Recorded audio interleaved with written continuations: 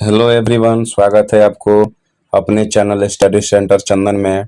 आज की इस वीडियो में जानेंगे हम एनटीपीसी 6 जून को शिफ्ट नंबर 3 का ये टोटल क्वेश्चन है।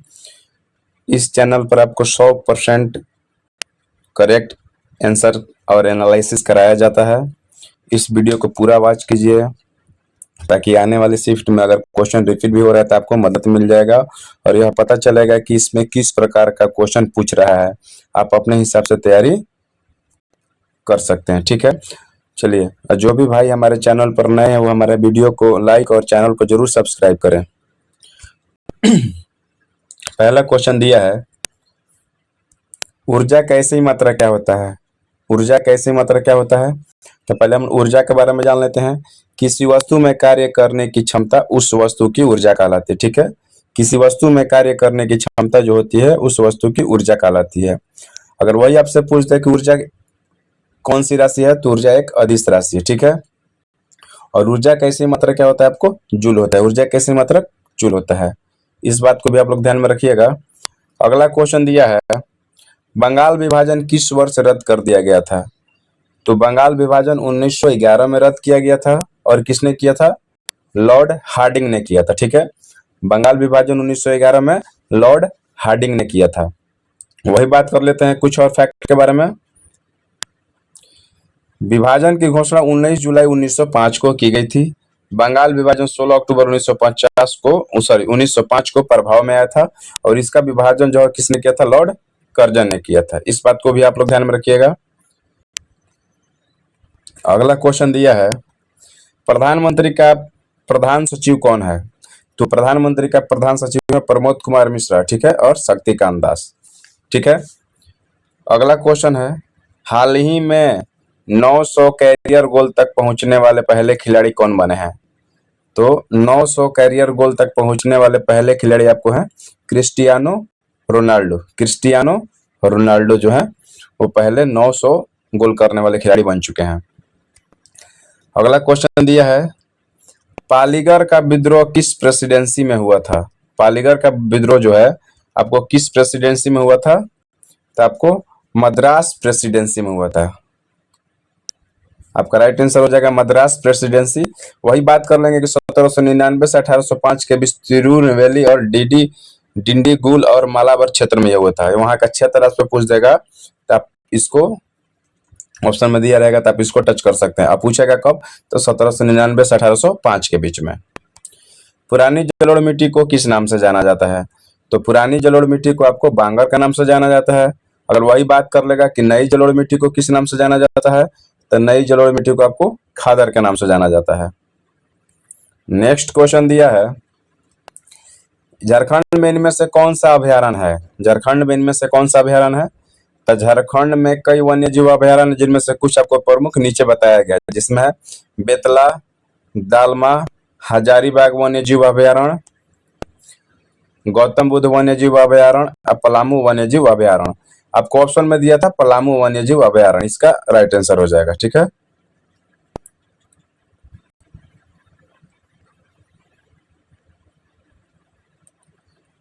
अभिधम पिटक में कौन सा अध्ययन किया जाता है।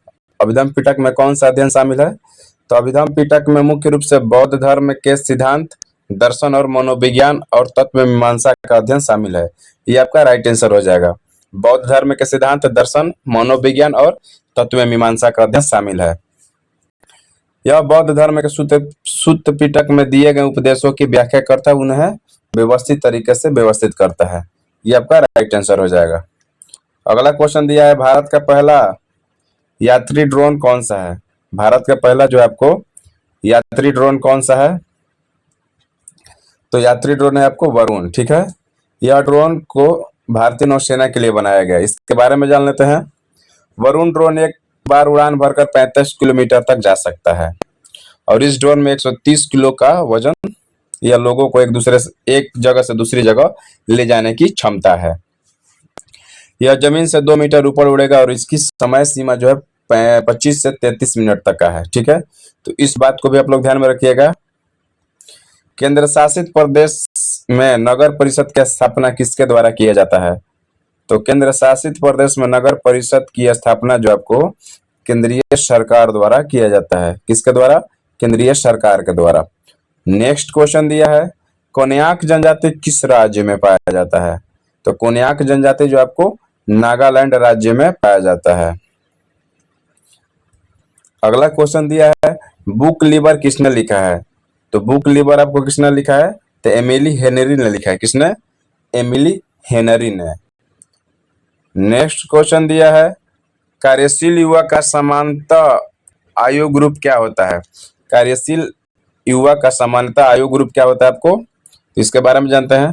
संयुक्त राष्ट्र के अनुसार युवा जो है 15 से 24 वर्ष की आयु के लोग होते हैं। ठीक है, हालांकि कार्यशील आयु वर्ग आपको 15 से 64 वर्ष तक होता है। ठीक है, कार्यशील आयु जो है 15 से 64 वर्ष तक होता है। विश्व स्वास्थ्य संगठन किशोर को 10 से 19 वर्ष की आयु के व्यक्तियों के रूप में परिभाषित करता है। ठीक है, जो स्वास्थ्य संगठन है आपको 10 से 19 वर्ष की आयु के व्यक्तियों को रूप में परिभाषित करता है। तो आपका बात किया कार्यशील युवा का, तो आपका राइट आंसर हो जाएगा 15 से 64 वर्ष तक। अगला क्वेश्चन दिया है, उत्तर पथ मार्ग किसको जोड़ता है? उत्तर पथ मार्ग जो आपको किसको जोड़ता है? तो उत्तर पथ मार्ग प्राचीन भारत में एक महत्वपूर्ण व्यापार मार्ग माना जाता है। यह मार्ग गंगा नदी के किनारे स्थित शहरों को पंजाब और तक्षशिला जैसे प्रमुख केंद्रों को जोड़ता है।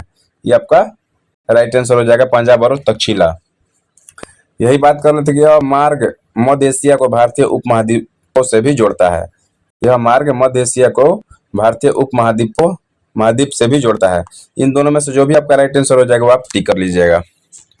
अगला क्वेश्चन है, देश के किसी भी हिस्से में जाकर बसने या निवास करने का अधिकार भारतीय संविधान के किस अनुच्छेद में प्रदान किया गया है? तो देश के किसी भी हिस्से में जाकर बसने या निवास करने का अधिकार भारतीय संविधान के 19 के फर्स्ट के ई में आपको यह प्रदान किया गया है। ठीक है, आपको अनुच्छेद 19 के फर्स्ट के ई हो जाएगा। नेक्स्ट क्वेश्चन दिया है कि भारत के संविधान का कौन सा अनुच्छेद सर्वोच्च न्यायालय को रिट जारी करने का अधिकार देता है? हमने रिट के बारे में आपको पिछले वीडियो में बताया था, आप उसमें जाकर देख भी लीजिएगा। ठीक है, रिट कितने प्रकार के होते हैं? आपको 5 प्रकार के होते हैं, उसमें सारा चीज बताया गया है। ठीक है, बंदी, प्रत्यक्षकरण, परमादेश, अधिकार परीक्षण, ये सब सारा है, आप देख लीजिएगा। इसमें क्वेश्चन जो है, भारत के संविधान का कौन सा अनुच्छेद सर्वोच्च न्यायालय को रिट जारी करने का अधिकार देता है? तो सर्वोच्च न्यायालय का अनुच्छेद जो आपको 32 कहा जाएगा। ठीक है, सर्वोच्च न्यायालय का अनुच्छेद 32। वही हाई कोर्ट का बात कर लेगा तो अनुच्छेद 226 के तहत तो आपको भारतीय संविधान रिट जारी करने का अधिकार देता है। इस दोनों बात को आप लोग ध्यान में रखिएगा। अगला क्वेश्चन दिया है, भारत की कृषि में सिंचाई के लिए सबसे महत्वपूर्ण योगदान किसका है? तो भारत में कृषि के लिए सिंचाई में भूजल कण का सबसे महत्वपूर्ण योगदान है, क्योंकि यह कल सिंचाई का 67% हिस्सा होता है। इसके बाद नहर सिंचाई का स्थान आता है, जो देश के लगभग 26% भूमि की सिंचाई करता है। अगला क्वेश्चन दिया है, पूर्वी घाट का मैदान कैसा है? तो पूर्वी घाट का मैदान आपको पूर्वी घाट क्षेत्रों में पहाड़ और विस्तृत तटीय मैदान दोनों की विशेषता है। ये आपका राइट आंसर हो जाएगा। अगला क्वेश्चन दिया है, power within the leadership legacy of Narendra Modi written by, किसके द्वारा लिखा गया आपको? तो आर बालू के द्वारा लिखा गया है आपको। Power within the leadership legacy of Narendra Modi, R Balu के द्वारा लिखा गया है। अगला क्वेश्चन दिया है, सबसे ज्यादा किस आयु वर्ग के पुरुष बेरोजगार हैं? 2025 के अनुसार आपको पूछा है कि सबसे ज्यादा किस आयु वर्ग के पुरुष जो है बेरोजगार हैं। तो भारत में 15 से 29 वर्ष की आयु के पुरुषों की बेरोजगारी दर सबसे ज्यादा है। आपको कितना है? 13.8%। ठीक है, यह भी बात को ध्यान रखिएगा, 13.8%। अगला क्वेश्चन दिया है, राष्ट्रीय मानव अधिकार आयोग में कितने पूर्णकालिक सदस्य होते हैं? तो पहले जान लेते हैं कि राष्ट्रीय मानव अधिकार आयोग का गठन जो आपको हुआ था 12 अक्टूबर 1993 को किया गया था। मानव अधिकार संरक्षण अधिनियम 1993 द्वारा निकाय को वैधानिक दर्जा दिया गया था। आयोग का उद्देश्य मानव अधिकार को बढ़ावा देना था। ठीक है, और उनकी रक्षा करना। आयोग में एक अध्यक्ष और 5 पूर्णकालिक सदस्य होते हैं और 7 डीम्ड सदस्य होते हैं। इसमें आपको पूछा है कि पूर्णकालिक सदस्य कितने होते हैं? इसमें पूर्णकालिक सदस्य जो आपको राइट आंसर हो जाएगा 5। इस बात को पे आप लोग ध्यान रखिएगा। डीम्ड सदस्य 7 होते हैं और एक जो होता है अध्यक्ष होता है। और इस संरक्षण अधिनियम, मानव अधिकार संरक्षण अधिनियम जो हुआ था कब आपको 1993 में। और राष्ट्रीय मानव अधिकार आयोग का गठन कब हुआ था? 12 अक्टूबर 1993 को। डेट के साथ में आप लोग याद रखिएगा। अगला क्वेश्चन दिया है, एमएस वर्ड में डॉक्यूमेंट को सेव करने का शॉर्ट क्या है? एमएस वर्ड में डॉक्यूमेंट को सेव करने का शॉर्टकट आपको कंट्रोल प्लस क्या है? एस है, कंट्रोल प्लस एस। अगला क्वेश्चन दिया है, निम्नलिखित में से किस प्रतिहार राजा को आदियु राह की उपाधि दी गई थी? तो मिहिर भोज जो प्रतिहार राजा थे उनको आदियु राह की उपाधि दिया गया था। वही पूछ दे आपको कि मिहिर भोज किसके भक्त थे? तो विष्णु के भक्त थे। वीडियो अच्छी लगे तो लाइक कीजिए और हमारे चैनल को जरूर सब्सक्राइब कीजिए। Please support me.